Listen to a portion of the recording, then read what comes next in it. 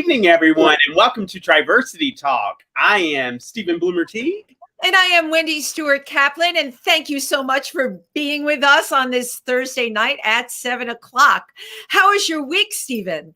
It was wonderful. I mean, it was my hubby's birthday, and then it was our anniversary. And we got us new wedding rings. Wow, can you hold those closer to the camera? Very, very nice. Well, so cool. Congratulations. I am so happy for you. There's a whole story about me and the wedding ring. Initially, we got married a little over a year later. I'm at a swimming pool playing with some kids. The ring apparently flings off my hand, and I'm like, oh, it's a swimming pool. So I'll find it, never to be found again. Wow. Wow. Well, congratulations. That is absolutely beautiful. Now, do you plan on having another ceremony, another ring presentation ceremony? No.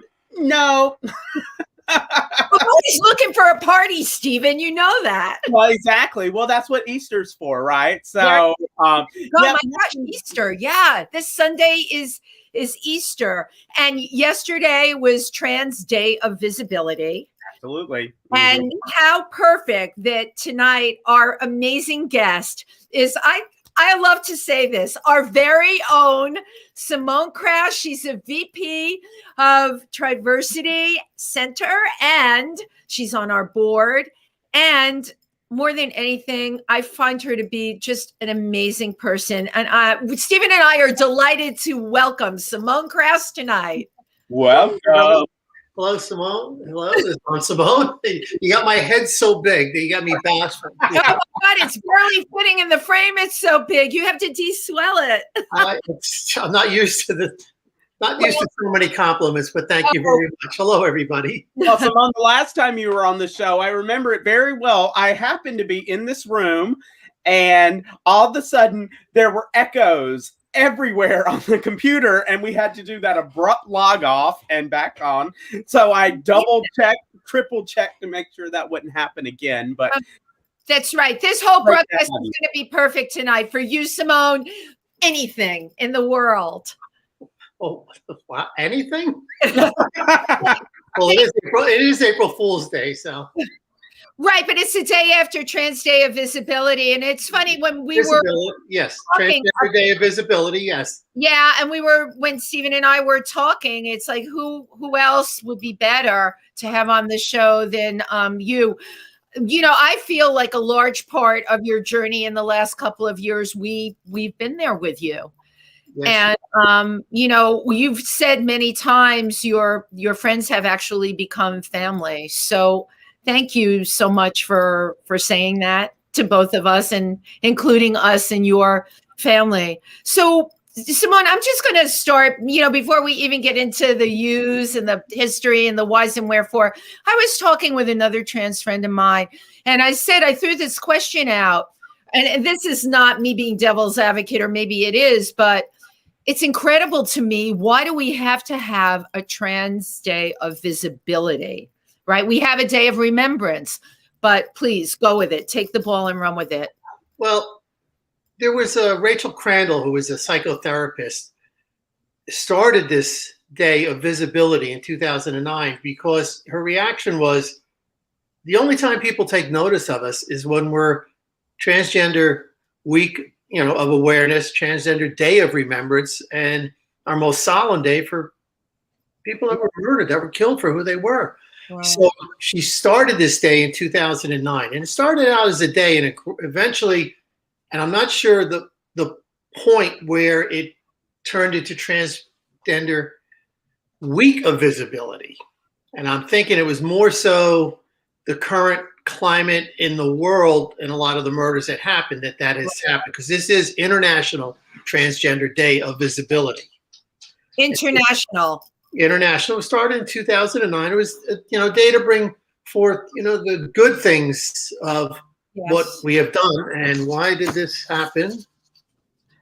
I remember when reading more about Transgender Day of Visibility, there was this quote, and I can't say it exactly, but it was like, everybody wants to give me roses on Trans Day of Remembrance. I want roses while I'm alive and well. So that's so absolutely well put. Yeah, I mean, because you really want to celebrate.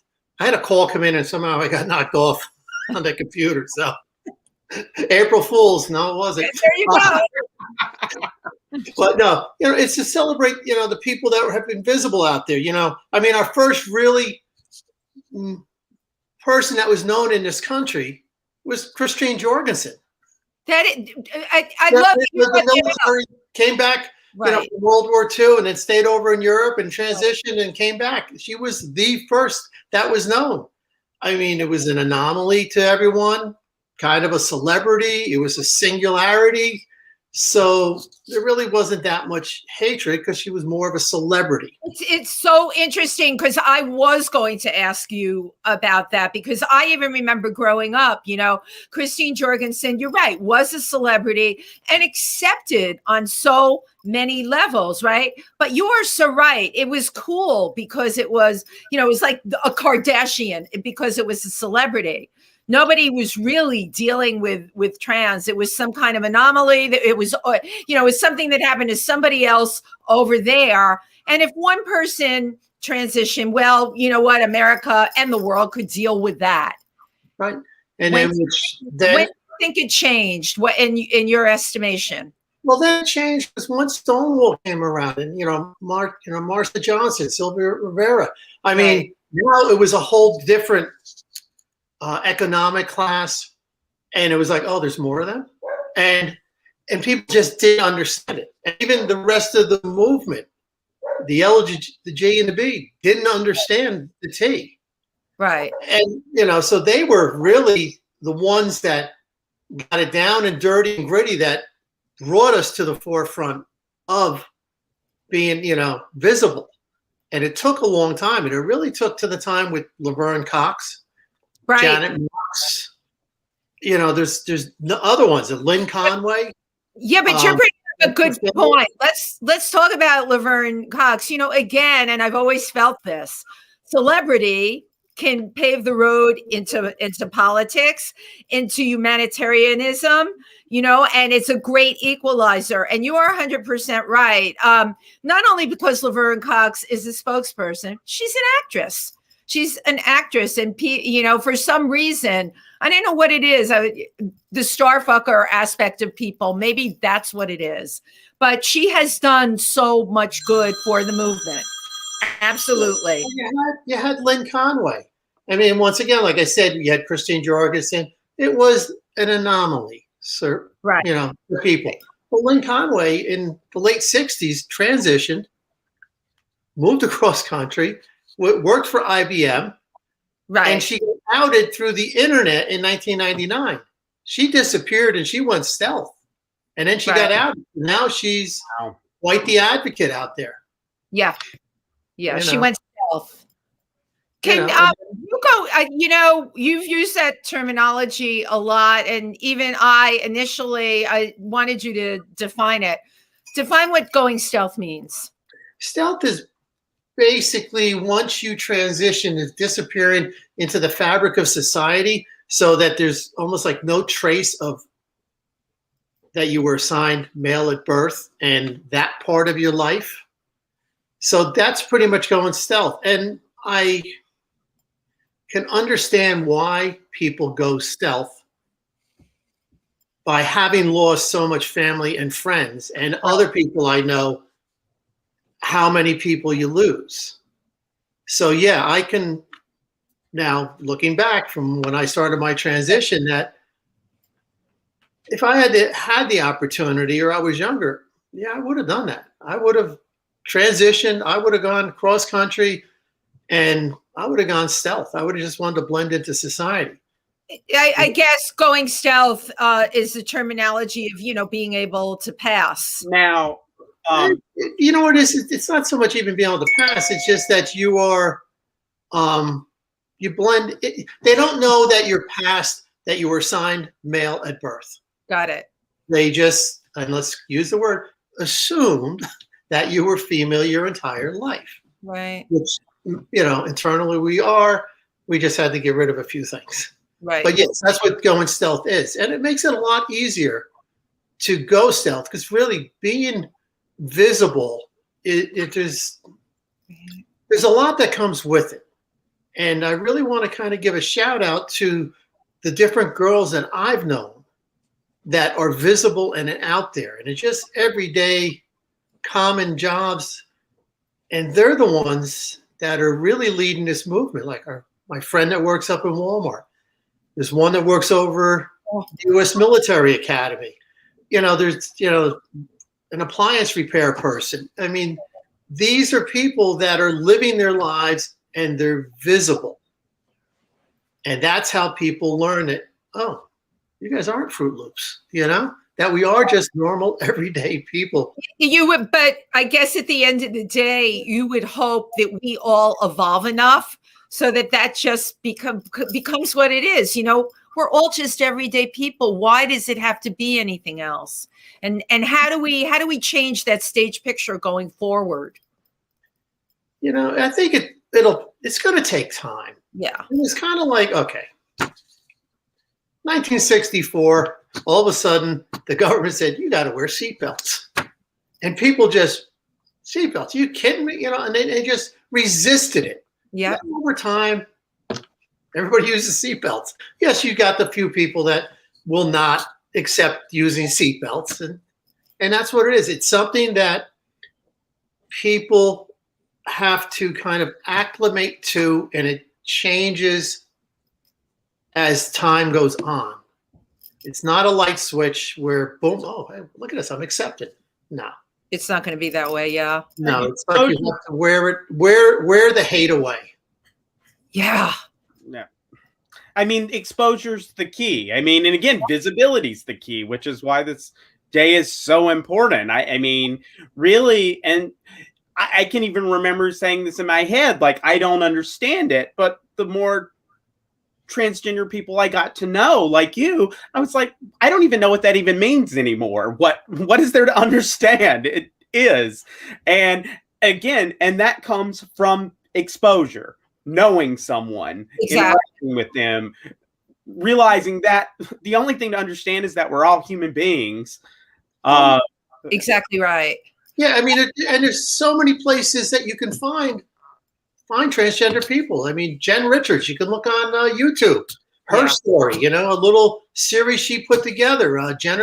My favorite author, Jennifer Finney Boylan. She had a #1 bestseller. She's not there. I mean, and she writes op-eds every other week in the New York Times. So we're all around. And sometimes this is the day that we need to let other people know. Yeah, just you know what? We're out here. We're all around. We're in every sector of society.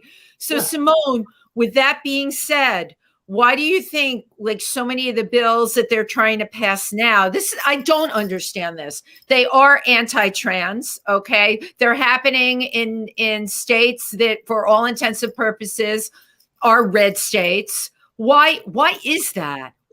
I think it's a couple of things. I think they originally and I always say this a lot, that the transgender issue was a wedge issue. And it was with the bathroom bill. Right. It was a wedge issue. It was an issue that would cross party lines from not understanding that. And I think once the Equality Act, especially once it got through Congress, this is kind of like payback. And then, oh, that's right, Marriage Equality Act, I mean, this is kind of, we're going at a state level. And it's the misunderstanding of it. Okay. A lot of people now, over the past couple of years, support LGBT rights. They really do. The Equality Act. The team is on there, but they really, it's kind of like, hey, rights. Right. We're going to go hunting lions. We're going to hunt lions. Yeah, let's go hunt lions. So everyone's, right behind that, which is the Equality. We're going to go hunt lions. Well, now you got all the state legislatures going after the trans youth and the transgender community, and it's kind of like, okay, who's going to help support that? It's kind of like, we're going to go hunt skunks. Well, who wants to go hunt skunks? How many people are going to come out hunting skunks? And there's not a lot of support for that. because people don't want to be associated because of the diversiveness of being transgender.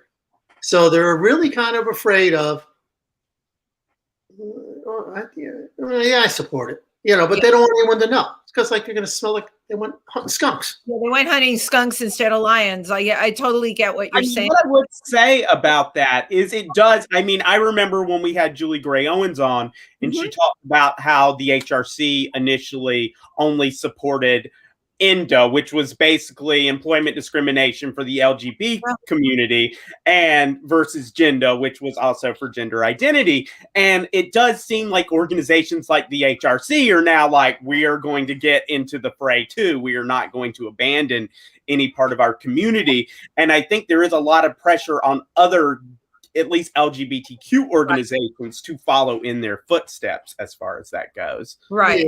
Yeah, Stephen, you brought out a good point, because now there is that pressure.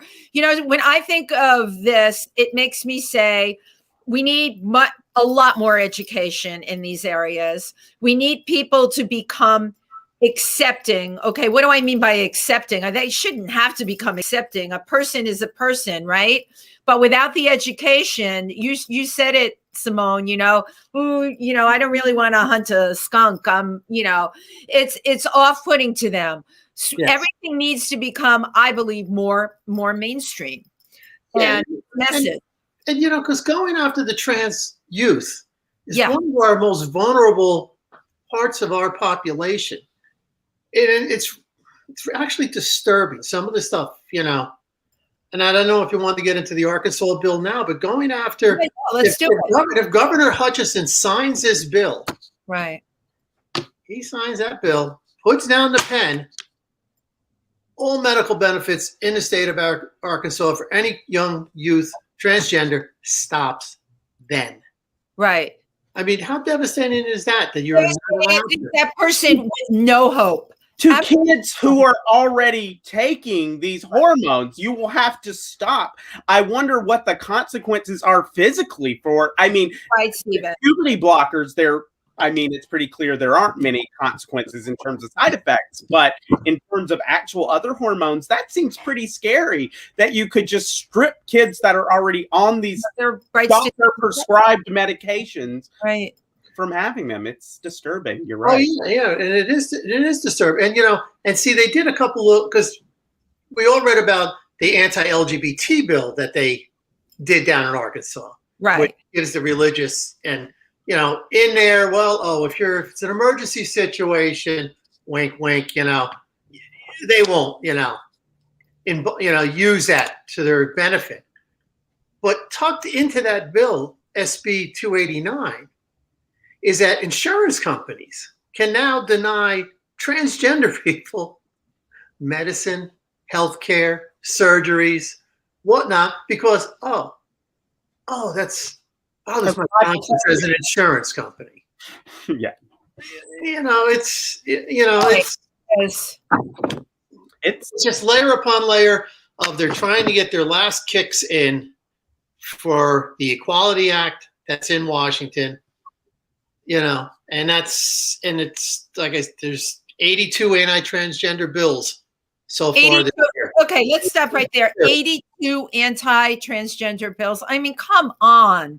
30 of them just to prohibit gender-affirming care for minors. Texas leads us all with 12 different anti-transgender bills that they're bringing up.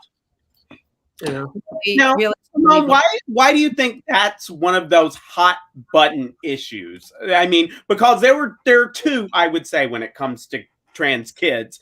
That's one, and the other is sports. And we can dive into sports a little later, but why do you think gender affirming care is such a big issue? It really comes down to, once again, it's a wedge issue. People think, we're saving these children from themselves. We're saving them from all these hormones and the blockers and whatnot, which have been used for many years, like our previous doctor, who was on, it was on the channel. Yeah, she talked about that. It's just a way to drive a wedge. So, and like I said, it crosses party lines. So this is why they do that. They need to rally their base and grab a few from the other side. And like I said, I mean, it happened to me. I got bumped out of a place I worked out of because I was, transgender. People worried, like it was almost the bathroom thing, I don't want that man in the bathroom, and it's just a wedge issue. And it's very sad that this is, and it just inspires them for more hate.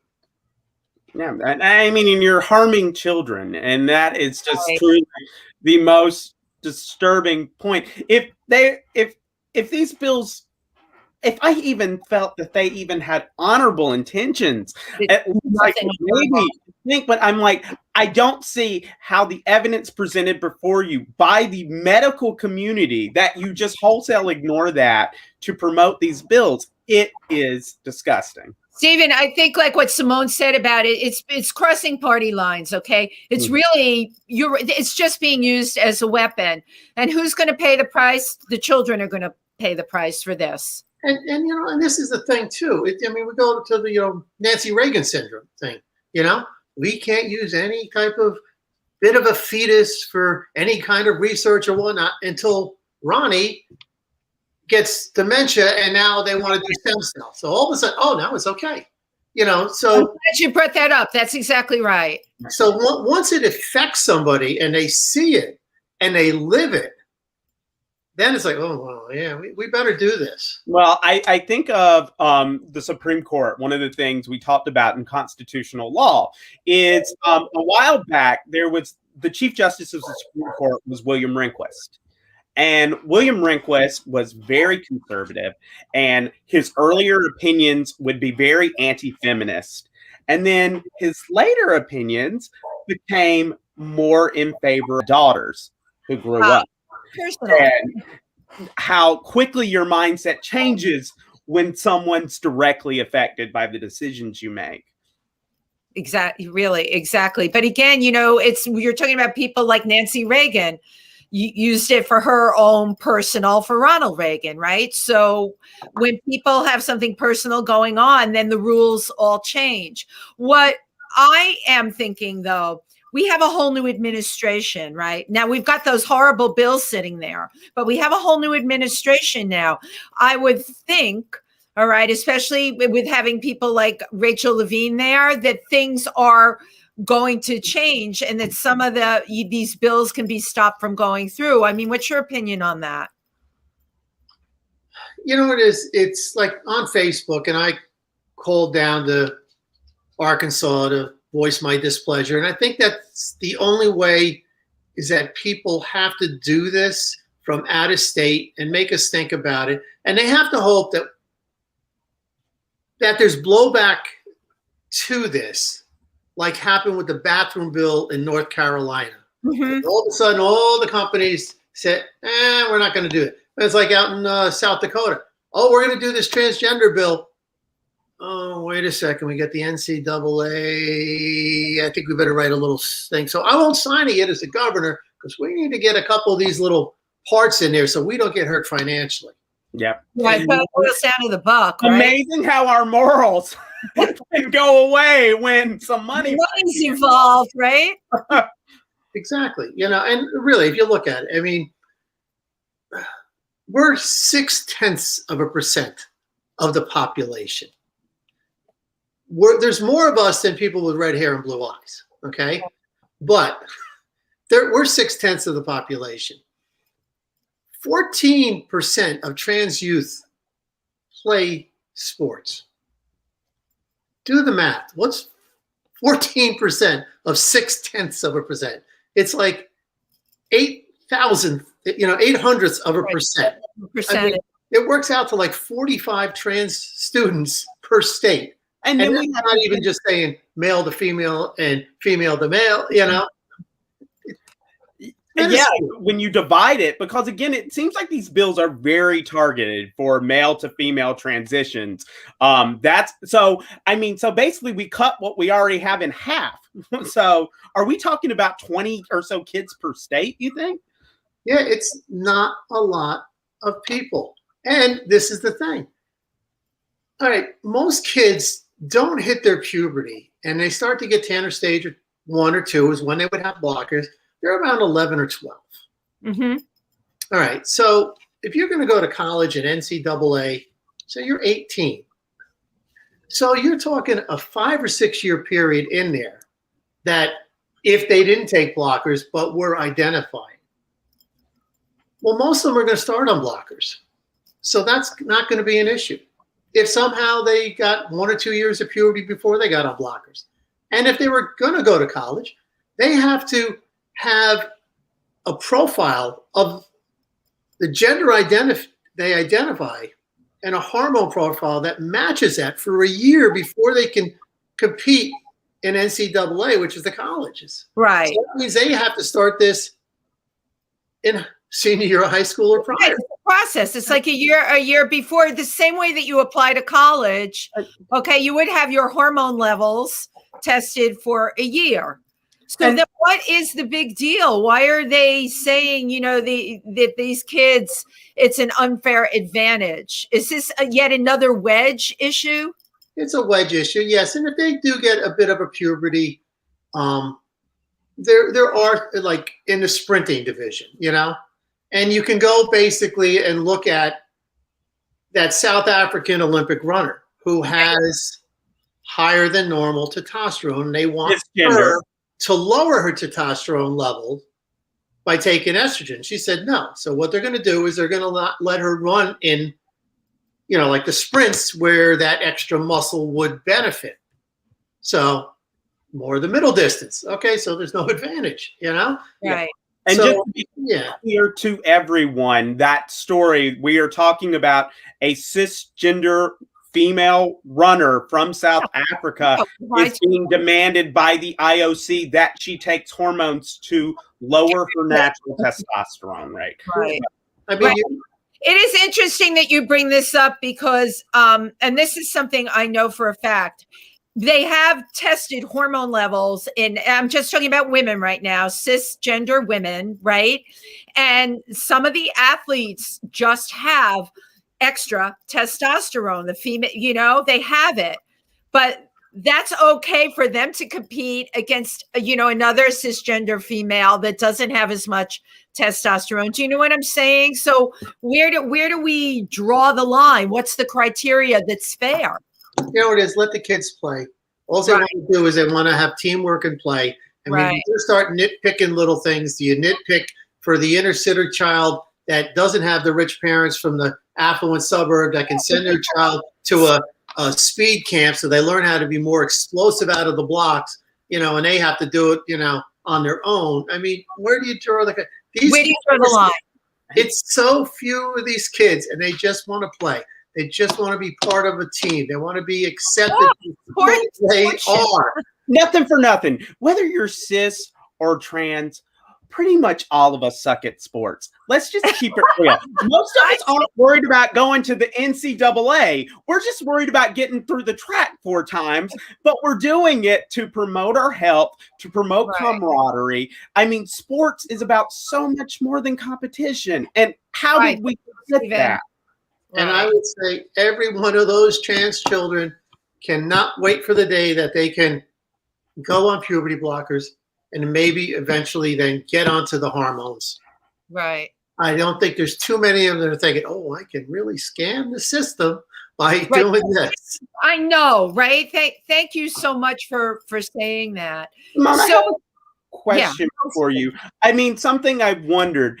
Do you think if society if we do become a more accepting, more embracing society for everyone, would kids feel the need to take hormones anymore? Would that pressure would that still be something that happens, or would it just be there's no right way to be a woman or a man? Okay, I'm just going to look at it. You got the transgender umbrella, and then you got the like 2 umbrellas under. You got the non-binary umbrella. And then you got the binary umbrella, which is someone like myself who identifies as female. Mm-hmm. And you have someone like person that we know, Tyson, identifies male. So we're under a little separate umbrella because we're binary the way we identify. Right. Mm-hmm. And yeah, the people that are definitely in the binary definitely want to stop the puberty. If I could have stopped my puberty and not have had these bear paws, I would have been real happy. But well, really, and stop that puberty and then have the puberty that they should have. And yes, in the non-binaries, there are people a lot that aren't happy with a lot of their secondary characteristics, and they like to change them. And they get to a certain point and then they're happy. Which is ultimately, you just said it, it's whatever you need to do to live your truth to be happy. Which brings me to, I want to talk a little bit, Simone, about the challenges. I'm not even the social things that you went through, because I do want to get to that, but the challenges you went through trying to get this surgery with the insurance companies, because that is something a lot of people don't know about. Yeah, there are a few states that the insurance companies will not cover a lot of the transgender surgeries, but there's a lot of states that do cover them, have very excellent systems. New York State, a lot of different centers, but some of them don't accept certain insurances, and a lot of them have a problem with Medicare. They'll take Medicaid, but they will not take Medicare because of the reimbursement rates and stuff. And what happened with me is I had an insurance. I was all set with Mount Sinai. I'm going along, and here came the pandemic. So things started clearing up a little bit in June. They started doing surgeries, and I got on the phone, called, and said, hey, my insurance changed. Oh, we don't take that. I was devastated. Oh my God, I can't imagine. Devastated. I called Robert Wood Johnson. They have a transgender center. Yeah, we take it, but their surgeons did not take it. So I was really, that is such a catch-22. We take it, but so yeah, right, because the surgeons are not they're affiliated, but not really part of it. So what happened is I had a friend who was seeing a doctor and said, hey, I got a friend and was looking for this. Oh yeah, I do that. And my wife, Mary, she looked up on the internet and said, oh yeah, if it happens in this area, yeah, they'll take it. And they did.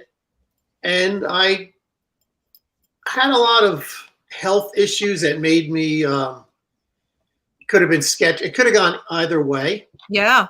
And I mean, I did a lot of working out, a lot of cardiovascular work. I was really pushing it like I was getting ready for, one of my black belt defense lines. And in fact, when I saw Dr. Beth, who did my surgery, and we were talking, she said, yeah, I'll do the surgery. And, we were talking about it. And she said, when I looked at all your health issues, your BMI, I already had no in my head. Wow. But you are healthy enough that, and you've lived with this long enough, and it's been that much of a trauma to you that, we can do this. And, and I was lucky. I was blessed that I found her. You were blessed that you found her, but you also brought up a good point that I really do want to share here. When you transition later in life, the chances are you're going to have health issues. You're going to have body weight issues. There's all kinds of things that play into it. So in a way, the system is only set up for people of certain age groups, right, to transition. It is that much harder when you're past a certain age. And certainly Medicare, you have to be, 65 and older to get. I ended up on disability because of my double knee replacement. Right. 40 years in a trade, and I had that done, and they deemed that can't train this dog with new tricks. Yeah, I would have been happy if they could have retrained me for something, but no, they said no. Too funny. So, but with disability, it's like disability plus an additional 2 years. Yeah, but what happens though is that you have a lot of trans women that are on Medicare, and like 60% of them are on disability. So it's not like if they can just switch their insurance company to a secondary insurance.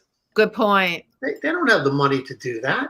I mean, you have these centers that want to support the transgender community and expect the transgender community to support them. Well, there's a whole segment there of people on Medicare that you're just kicking off to the side. We don't nothing to do with you because we're not getting reimbursed enough. Well, I think you brought out something that really does need to change now under the new administration. Certainly universal health care has to be available to everybody, but you've also brought out a very good point that to get these surgeries paid for, by doctors that are going to do the surgery, they have to make it available to people of whatever age you want to transition at. But there's also so many that are looking for the surgeries. There's not a lot of surgeons. I mean, there's 18-month waiting lists for a lot of surgeons. Now, Simone, do you think I waited 7 weeks? Which is amazing. It is amazing. You know what? In your case, somebody was shining down on you from above, because Stephen and I remember, when you lost the insurance and then they weren't going to take it at one of the places, and what you went through. And then I have to tell you personally, we were in the middle of COVID and I'm like, she's getting her surgery now. I just, right, Stephen? I mean, the thought of going into a hospital where you can get this horrible virus, it's like, it was way too much. But I also got, you really, really waited for it. And it all of a sudden, boom, it came through. And you're like, you know what, babe, it's showtime. And I'm going out on that stage, and you did it. Yeah, I mean, it's all the stars lined up. And probably in hindsight, I probably should have bought a lottery ticket instead. Right. But everything lined up. I had a friend who suggested, because we're getting my COVID shot, try this. I went down a couple times, 4:30 in the morning, waited online in the cold. And I got lucky enough. I put my name on a list and they had extra shots and I got a call. So I had a bit of protection going in. I get the okay for my insurance December 21st. I'm dancing. I'm like, this is great. The next morning, I get an email from the insurance company saying, "Oh, we're no longer going to deal with Montefiore as of January 1st." Nothing to do with you being trans, right? This is just a squabble. So Merry Christmas. But Montefiore worked with me, and Nancy Solano there. She arranged it with my insurance company to get a continuation of care so that I could get my surgery. I love it. I mean, I would have liked to put it off until this pandemic was there, but I only had a certain amount of time, so it was a window. You had a jump. And I tell you, Simone, we were at a meeting yesterday, you and I, and somebody said, you just look so different. And I don't think it was like talking about physically, but just like this glow about you. Yeah. Which I have noticed too post-surgery. And I mean, why do you think that is? I mean, do you notice that in yourself? And then if so, why do you think that is? Okay, there are a couple different types of surgeries. You can get an orectomy, which is basically like they neuter a dog, but you don't have to wear the collar. You have the vaginoplasty, which is all the bells and whistles. It's like that, Ford F-350, King Ranch, So, and then you got the vulvoplasty, which is what I got, and which is available for those that aren't healthy enough, So I was happy, and then, you go in and you still wonder, am I doing the right thing? I mean, it's always that little, on the shoulder, like, shut up. Even after my surgery. And it was afterwards when they were, took all the bandages off and whatnot. And Dr. Beth took a picture and showed me. And I always wondered, like, it's going to be like, oh, fireworks, confetti, hey, It was just a subtle internal feeling of, wow, the wrong has been righted. And that's the way it should be. And it was just such an internal sense of peace. I was like, yeah, this is good. I'm going to take what you just said and link it up with a story that let's talk about your history. You told Stephen and I a story once about, you were playing with your cousins and you all took your clothes off, right? Tell us what that feeling was. I was probably somewhere in the neighborhood of 4 years old. And I had 4 years old. Two cousins, and they both had all this really orange-red hair. I think they might have had blue eyes too. But my one cousin, she was a year older than me. My other cousin was my age, and I don't know. Little kids sometimes leave them to their own means. And I vividly remember they were sitting on the bed or whatnot, and she must have either talked about belly buttons and umbilical. I don't know. But my Aunt Pat walked in, and she was just like horrified. Put your clothes on and whatnot. And I said to her, because I remember like looking at them and me, and I said, "When does mine fall off?" You wanted it to fall off because, and this is a very important point, and we've heard this from parents of trans kids. You knew something wasn't right. It was just wrong for that to be there, and then for you having to live every day of your life until that's a lot of years that you had from when you were 4 years old to now, right? What was it like for you growing up? It was hard. I was basically one of those teenagers that was very wide at the hips. Not a lot of musculature up top. So I'm thinking, this ain't too bad. And I had gynecomastia, which was the breast bud. Sometimes you see younger teenage boys get that, and it disappears. Right. So I'm thinking, this ain't too bad. I'm thinking, okay, I'm developing, and I'm still, because I know, I'm a girl inside, but then male puberty hit me, and that was devastating. How old were you when it happened for you? I was about 17 when it really kicked in. Wow, so late. The beard and the muscles, and it, which eventually led to my attempted suicide. But yeah, that was the most devastating thing, was that male puberty. What you're talking about is that is a late puberty, and you're making me think if and I'm going back to the athletes, right? If early on in the game they had done hormone panels on you, between what you're saying about the breasts and everything and a late puberty, they probably would have found that you had a load of estrogen in there. Yeah. What happened is eventually when they did test me, I don't know what happened, but I had very low testosterone, and I actually had ultra low estrogen by that time in my life. Low enough that the doctor would have said, he would have suggested me taking estrogen because I was dangerously low, even for the male. Wow. But, like I said, once I started transitioning, all those breast buds, which never went away. So you attempted to take your life really once puberty kicked in, which is something we hear about a lot, with teen suicide. And Stephen, it goes back to what we were saying about the ability to play sports. To deny these children the right to play sport, it's just wrong, and I mean, and more direct here, to deny. Yeah. I mean, so basically, Simone, if a law like what could be passed in Arkansas is the type of law that could lead more people like you to attempt suicide, or not even. Yeah, I'm thinking it's extreme cruelty. Yeah, having to force a child to go through a puberty of one they don't identify with. Right. They all worry like, oh, well, they're going to harm it. Well, if they stop the blockers, they can have their puberty of their assigned gender. Right. You're giving the child a chance. Thank you. It's as simple as that.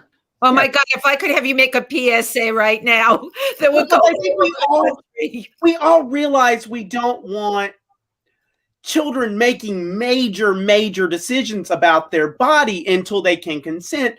But puberty blockers are a way where children don't have to make those decisions, where they can trust their instincts until they really have the capacity to make those judgment calls. It's an ultra high percentage that once a child gets into puberty and they have the gender dysphoria, once they hit puberty and you get a year or two in, there's almost a 99.5% chance it ain't going back. It ain't going away. Hate to tell you, it's there for good.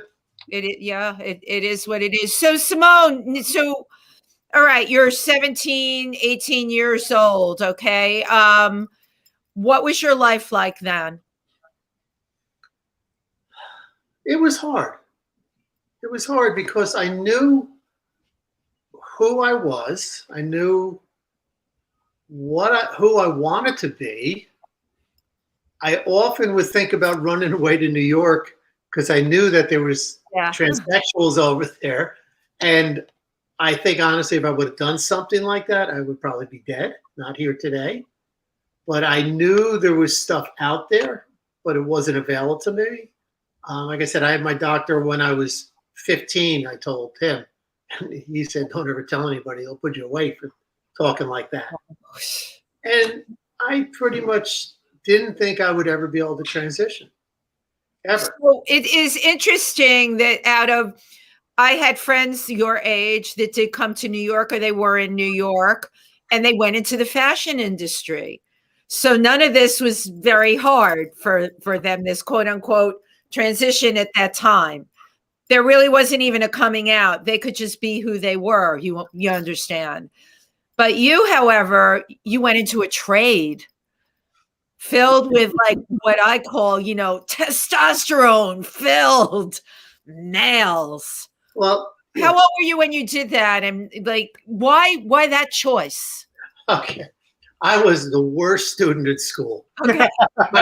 I graduated 333 out of 335 people. You made it. That's so good. We're giving you a round of applause. It was because my father was a pipe fitter, and he had friends that were in the trades, and they got me in. And I'll tell you what, it was a really good fit for me because I do have ADD and I do have a learning disability. So it was really the best place in the world for me to be because I got to think out of the box. I got to work as hard as I could every day, which kind of got rid of thinking about my gender dysphoria every day. So I could work hard, put it to the back of my mind. But yeah, I never thought I would transition. And once I kind of crashed when I was about 56 and I knew I needed to do that or I might do something stupid. And that's when I started the transition. I still couldn't be. There was no way that I could have been visible in that trade and done that. I saw they did that to another girl, and I was not going to allow that to happen to me. I mean, you have a lot of people that are out there being visible, but if you work for a big corporation or a big company and you have HR and they can protect you. You can do that, but if you're out there in the Wild West of construction or whatnot, you better own your own business because it's not going to be too. They're not going to be really fair. It's going to be not going to be a cakewalk. You're not going to get any support. Now, did you come out to anybody that you were working with? What happened is probably 6 to 8 weeks before I retired. So I started telling all the guys that I knew who I was and where I was headed. I wanted them to hear that out of my mouth, not out of the rumor mill, so I wanted them, and this is funny. They all like, oh yeah. And they all, yeah, we accept you. I think they were just being cordial and nice. I mean, it's like, they didn't know how to deal with it. Maybe they had no idea how to deal with it. Any true person would say that to your face. Any true Southern person, I'm sorry. Of course we would. Oh, well, of course, we love you. Yeah, you know what it is? It goes back to the skunk thing, transgender. Right. I don't want to go hunting skunks. That's right. So at this time, you knew you were getting ready to retire. Had you even told anyone in your family? I'm assuming your wife knew. Right. Yeah, Mary knew. People in the family, I think they had inklings. But yeah, and I don't think they thought I was going to go as far as I did go. But yeah, it's, So that's interesting. Basically, I'm going to go back to some statistics. 2015 U.S. transgender survey. You're over the age of 35, you transition. 65% of the people and friends, boom, gone. They kick you to the curb. Within 2 years, 1 out of 3 is left. So it's about an 89% attrition rate. Wow. Of what happens, of what you lose with friends and family.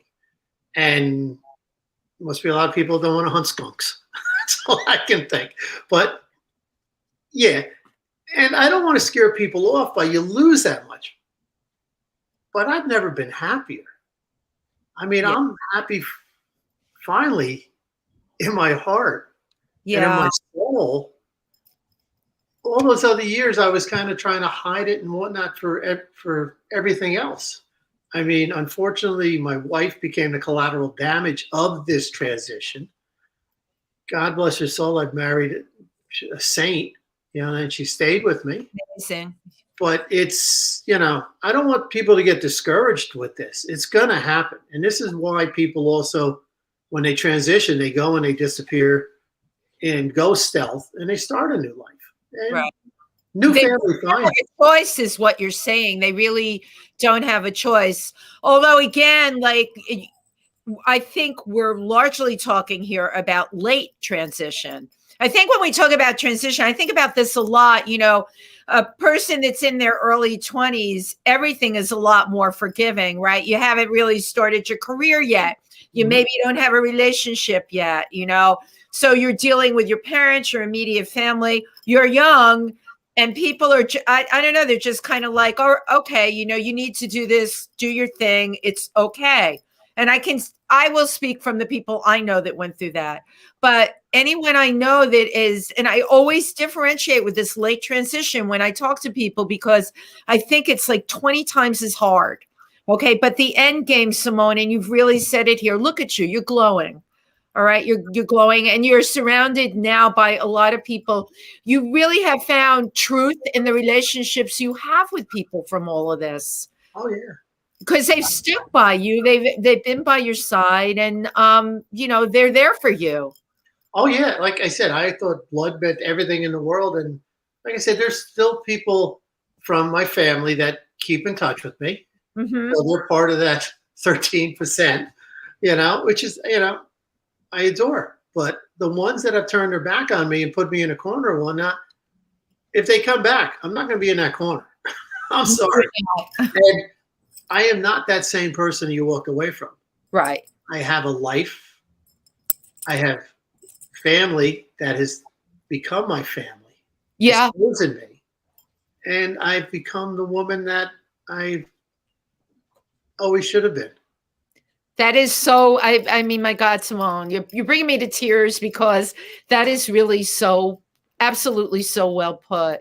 Now, I know you're a martial arts expert. Your body is like a weapon. So can you share what happened to you with the martial arts organization that you were working with? Because I think that's an important point. Well, basically what happened is, once again, it was hunting skunks, and a lot of people didn't want to hunt skunks there. So, and they don't understand it. And this is the thing too. If you really think about the martial arts community, it's not often you go to a place and you walk in and start to work out with people and find out that, wow, I never thought I'd meet someone so liberal here. You don't usually tend to meet the ultra liberal person doing a lot of the harder martial arts. So there is more of the macho, conservative attitudes there. So, I didn't know that. Wow. Yeah, so it wasn't accepted. I was hoping, people would eventually get used to it, but it didn't. And it turned bad. And, well, we'll see what happens with it. We'll see where that goes. Thank you. Exactly. I mean, this is the good part. I learned from a lot of other masters, and I learned a lot of good stuff from them. And I actually work out more on my own now than I ever did. Right. Which is good. And all the foundations and everything that they taught me, and the really good martial art instructors that I had, I've got like my own little system that I'm kind of doing on my own, and I'm happy. Which you would not have done. Okay. This is, your transition has forced you to grow in ways that you would not have thought to grow in. So there you go. Right. Well, yeah. And like I said, you lose so much. I mean, when I retired, I retired to the town of Vernon because I had all this family here. I retired to the town of Vernon because I was close to the one dojo I could work out at. I thought, hey, I could pass on all the knowledge I have to these other students. Well, that all kind of got flushed down the toilet. And it was devastating. Last year was, really hard on me with all that loss. I mean, I had a few people that really stuck by my side. You know, my friend John, you know, he walked away from that art with me because of this. Amazing friend. Yeah, exactly. Yeah. I've really learned who friends are and who good people are. So I have to think that, you know, even though you may not have seen this, I mean, probably some of the kids at the dojo, this will probably leave a lasting impression on them. I mean, you might not have been able to impart any sort of direct knowledge, but you were visible in a way and you were showing yourself and who you were. And I think it's going to have a far bigger impact on the kids that saw that than any of us can imagine right now. Oh yeah, you know, I don't want this to ever happen to another transgender person, especially a transgender child. I mean, this is why I've become visible. This is why I am out there. That let these kids live. And I go back to one moment at the Lutheran church, and they were having the Christmas celebration, you know, the nativity scene, and Rebecca Brucehoff, a young transgender activist, and she was playing the Virgin Mother. And the entire time this scene is going on, I'm waiting for someone to kick the door in, like, you know, blasphemy, you know, the whole bit. But to see the joy in that child's eyes, and happiness to be who she is. At that moment, I couldn't have been any happier or more proud if I were her grandmother. And that's what makes this visibility to me so worthwhile. Absolutely. So those kids do not have to go through any of this. They can live that life, be happy. I've had a good, happy life. I'm not going to, you know, sit here and complain and say, oh, I should have transitioned. No, I had a really good life.